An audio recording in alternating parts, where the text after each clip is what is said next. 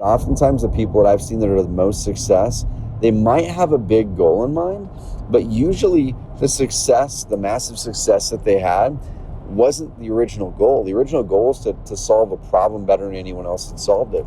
The original goal was to go out there and build something great. The original goal was to really go out there and see if I can just nail this next step better than anyone, and execute the heck out of it.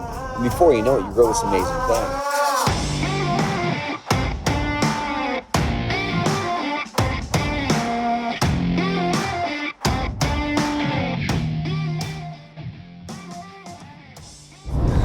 I'm just now pulling into Roseburg. It's 12:09 a.m. right now, and getting back from trip. So flew into Eugene via Seattle from Boise, and I've been away for a few days. I don't travel a whole heck of a lot. That's one of the things that when I was creating Carrot and my other companies, this last go around after learning from some previous ones, I said, man, I don't ever want to have to travel to grow my business. If I travel, I want to make it so I want to travel. It's something I want to do rather than have to do. But I was at a men's church retreat Friday through Sunday, which was amazing. Up there just to dive into our faith. Some of them were our team members at Carrot. Great time, really, really good time to recenter. And then right from there, headed over to Boise for the Inner Circle Mastermind with Russel Brunson. And I've talked about Masterminds before here in the Carrot Cast, y'all. I've talked about Masterminds, my journey with Masterminds. If you haven't listened to those, go back in the archives of the Carrot Cast and look for, there's a couple of them in there. There's one, Trevor Truck Talk, where I talk about Masterminds. And there's another one with my friend Jason Medley of the Collective Genius where we talk about it. So Masterminds have changed my life, y'all. And if you get into the right ones, if you invest into the right ones, and you're ready to actually absorb the information, it could change your life too. So this was 3 years ago, as I was shifting gears out of kind of figuring out how to be a leader and figuring out how to just grow a team, trying to get past that 10-person mark to 20-person mark and get over that hump where I was just getting dragged down, kind of feeling like I was in the mud, loving my work, but still just feeling like things are going slow, and had all these people, all these employees, but it just felt like things were still, like I was walking in mud. And so I figured that out. It's not solved, but I've figured out how to do it, and we're growing the team more. We have 27 full-time employees now here at Carrot to serve you guys, which I'm excited. There'll be over 30 by the end of the year. And I'm excited we've got those systems down. So one of the biggest problems that Carrot Campers talked about this last time around that they want to solve is, how do you scale a team? How do you build a team? How do you build a great culture? How do you get out of your business as much as you can and do the things you love to do in your business rather than getting bogged down in the weeds? So there will be something in 2020 that we will dive in and do that. It's going to be really exciting being able to dive in and show you guys how to scale a team. So let me know in the comments. Go to Apple Podcasts, go to wherever you're listening to this, and let me know if that's a topic that you want to hear. Hit me up on Instagram. Let me know. Hey, do you want to hear me talk about scaling a team, how to build an amazing culture, how to remove yourself from your business if you want to, or just make sure you're focusing on the right stuff? Let me know. But this last few days was interesting, and what I'm going to be talking about today is playing bigger. Okay, I'm going to talk about playing bigger. And I've been on my own journey the last 3, 4, 5 years. Let's go way back. The last 9 years in kind of limiting beliefs that have held me back from playing bigger. And I remember this was probably 2010 when I was running my previous company, and kind of right at that phase that I talk about in my previous episodes of the podcast. If you go back, there's an episode called my 8 success steps, where I walk through the exact 8 steps. We'll link it up in the show notes, that I had to go through the exact 8 decisions I had to make over the years to get to where I am today. And I know there will be more decisions as I go. So maybe in 5 more years, it'll be the 12 success steps or 12 success decisions. Okay. But go back and listen to that for context with this story.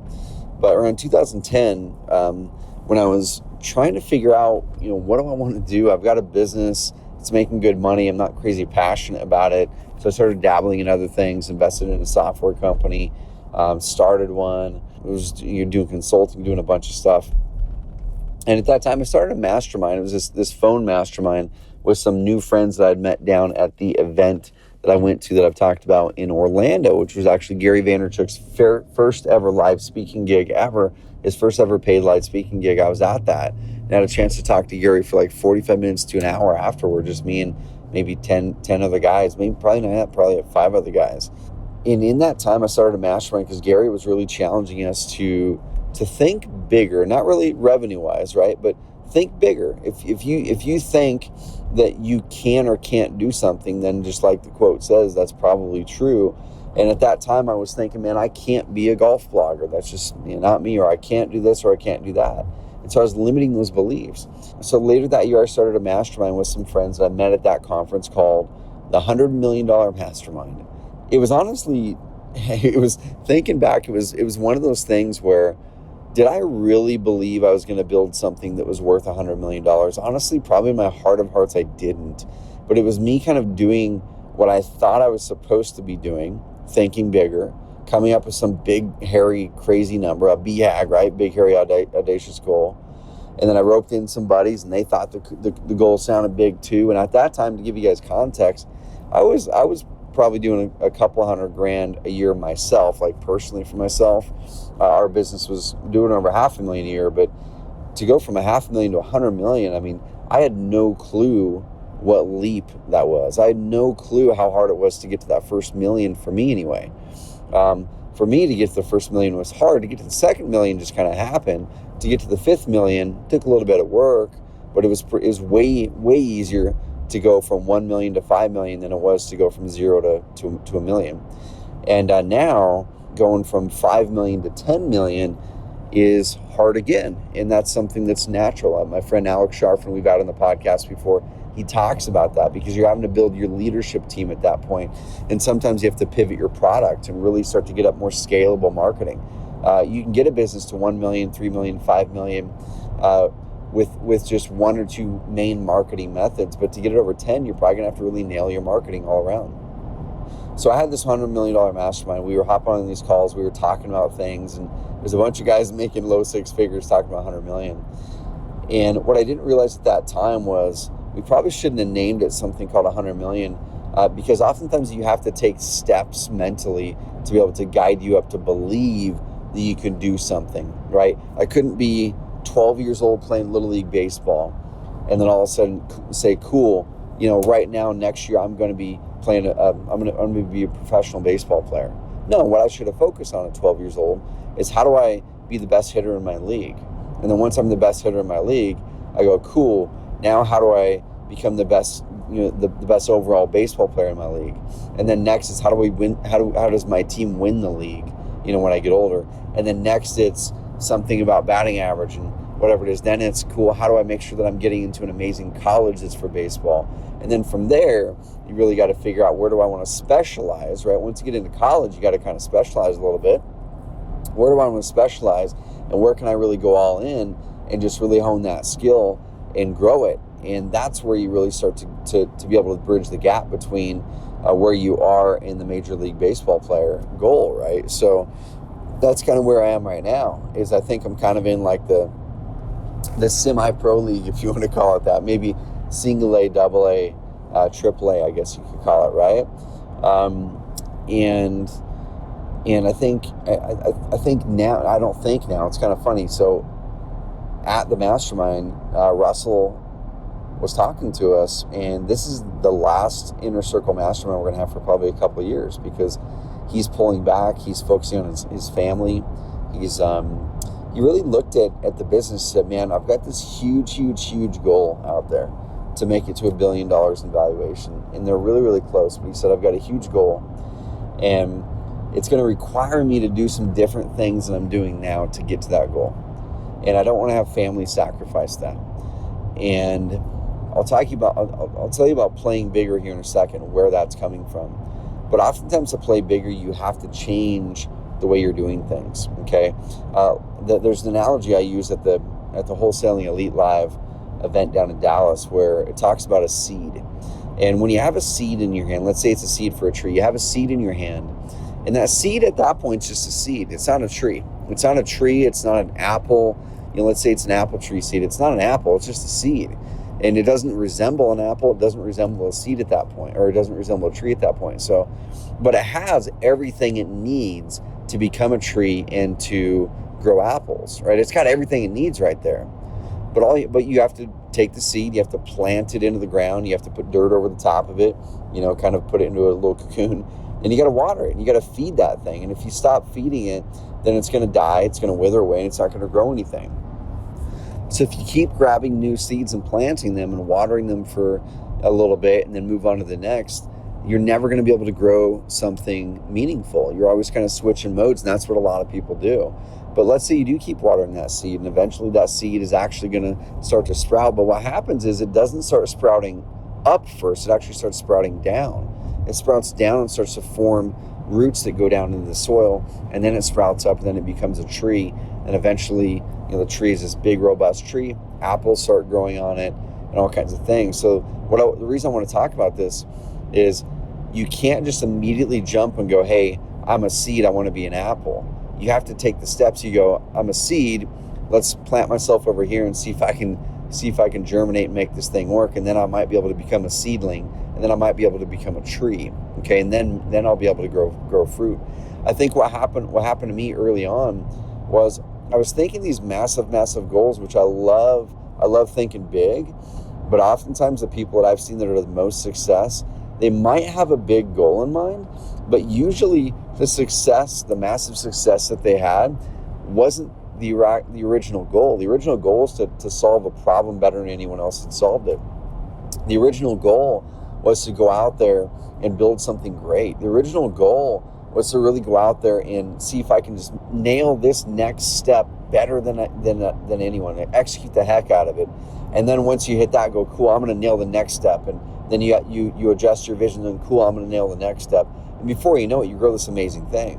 Talking to Russell 5-6 years ago, if you would have told him this company would have been worth almost $1 billion, there's no way he would have believed it.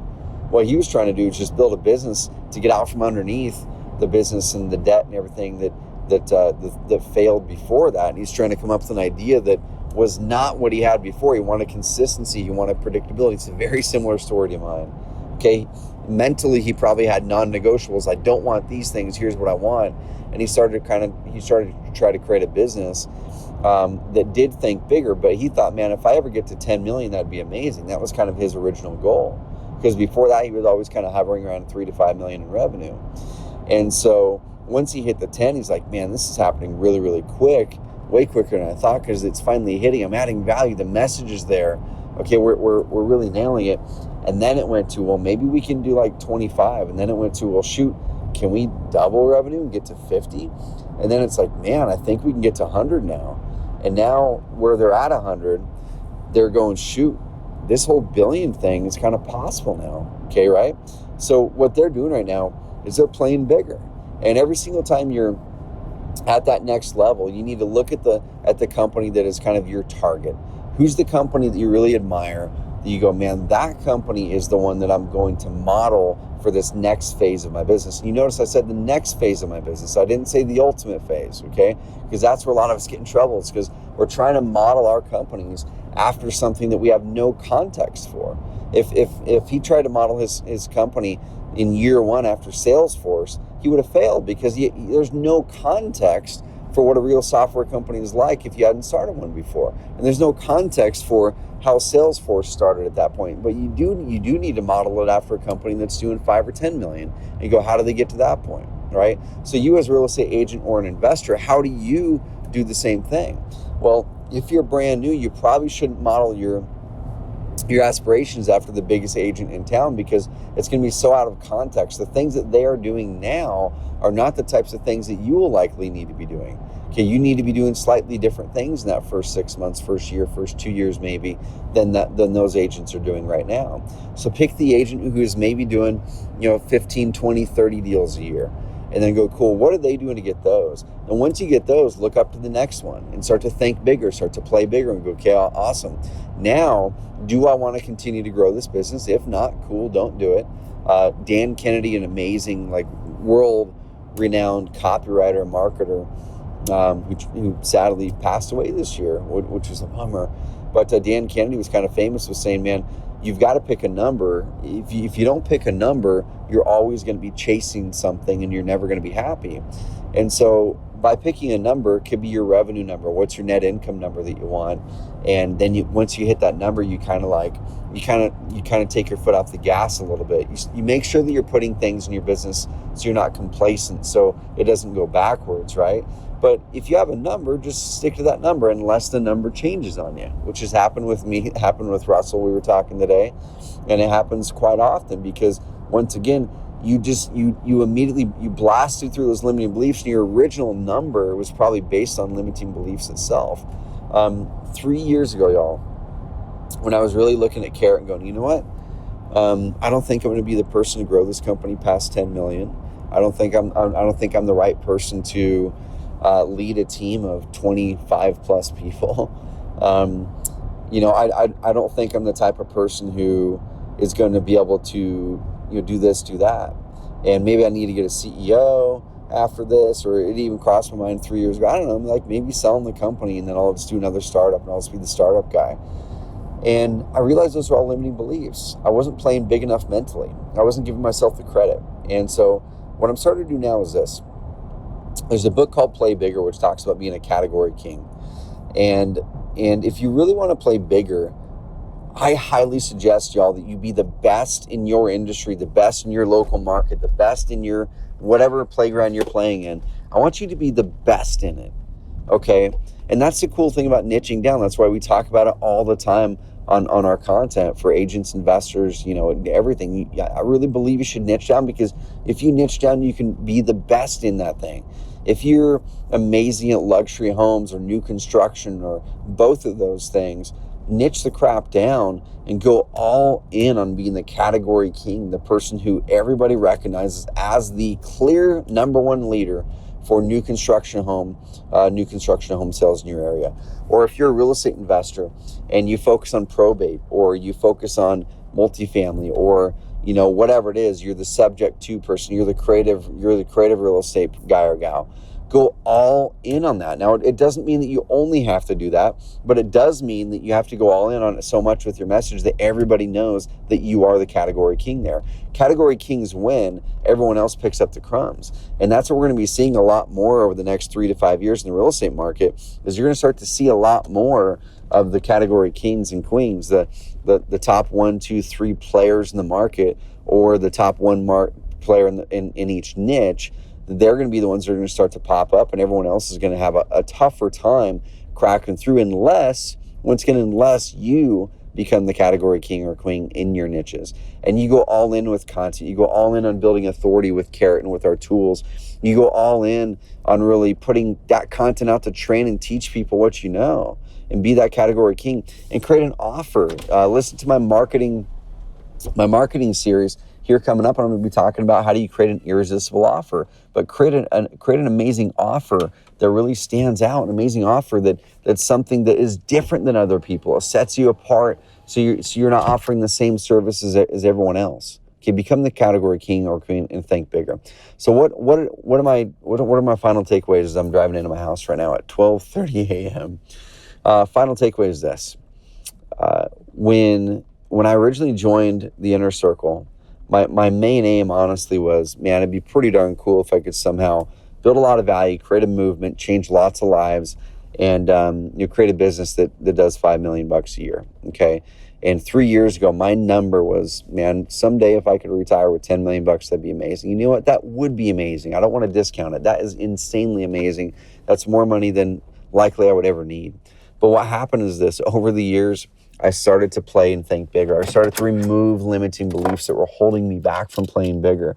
And it's not about the money. It's not about the money. I already don't spend the money I've got. It's about the impact. We're buying the building next door to us down here, downtown Rose. We're going to be renovating. We're going to be bringing retail downtown. We're going to be putting apartments upstairs. There's other buildings downtown I'd love to buy. There's places I'd love to develop townhomes and apartments. There's a big housing shortage here in Roseburg. I'd love to invest in other businesses and ideas that touch people and that impact people's lives. I would absolutely love to do that. And the more revenue that I have, the more income that there is there, the more I can invest in those things that impact the world in a greater way. I was just thinking small. I was thinking small. I was thinking I was thinking small, and I was thinking in the way of what do I need? What do I need to live a life where I don't have to worry about money? That's where I was thinking. What do I need to live life where I don't have to worry about money anymore? Money is no longer a need; it's a tool. Okay, and I shifted my mindset to not what do I need to not have to worry about money. Okay, and I went to what do we need to impact the world in the greatest way possible that we can? What do we need revenue-wise, resource-wise to impact the world in the greatest way that we possibly can with this energy, with the resources, with the time that we've got here on Earth? That's where I want you to play bigger. Okay, pick your number personally. Definitely pick your number personally. But then you make the choice. You don't have to make a bigger impact, y'all. Your impact could literally be with your family. And you go, man, this is my number. And then I can just hang out with my family. Amazing. That's awesome. That's such an important impact. That's a massive impact right there. And I don't want to diminish that. So what's your impact? Pick your impact, play bigger, pick your number personally, and then go, man, do I want to make a bigger impact? Pick the people that are 2, 3, 4 steps ahead of you, model them, reach out there, nail that, and then pick the next ones and pick the next ones. And I want to see you guys play bigger too. Report back to me on Apple Podcasts. Let me know if you like this episode. Ratings and reviews, y'all. We're up over 205 ratings and reviews now, and I'm so grateful. I read every single one of them. Post it. I want to read yours as well. This is going to help us reach more people with our message so we can change more lives, add more humanity to business, help you save more time, and help you make a greater impact, all right? Become the category king. Let me know how we can help you guys. And go check out our webinar on the topic. Go to carrot.com/webinar or go to carrot.com/authority, and you can check out our authority content. Another thing we've got going, y'all, is our challenges. We have 30-day challenges to help you build authority. Carrot.com/challenge, and pick the challenge. If you're a real estate investor, click the investor link. If you're a real estate agent, click the agent link. And it's a 30-day challenge where every single day we give you bite-sized nuggets of training. There's a Facebook group, live weekly coaching calls where we walk you step by step how to build authority in your local market to start to become your category king. Talk soon, guys. Carrot.com/challenge.